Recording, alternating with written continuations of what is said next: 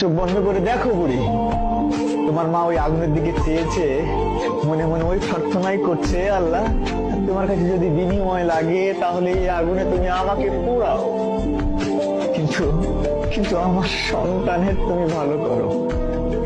আমার সন্তান যেন খুশি থাকে, ভালো থাকে, যে কাজে তারা আছে সেই কাজের জন্য তারা যেন সফলতা পায়। আর তুমি কি করছো? তুমি এখানে এসে খুবই আরামে আরামে দিন পার করছো গো। ওরম নিয়ে তোমার কি বিবেক আছে? তোমার কি বিবেক আছে? তুমি কি একবারও তাদের এই কন্ট্রিবিউশনটাকে সামনে আনতে পেরেছো? কি বাবাকে ফোন দিতে চাইলা না? বাবার হার্ট অ্যাটাক করবে, ওই অনুভূতি তো আছে যে তোমার নিউজ, খারাপ নিউজ পেলে বাবা হার্ট অ্যাটাক করতে পারে। তাহলে কতটা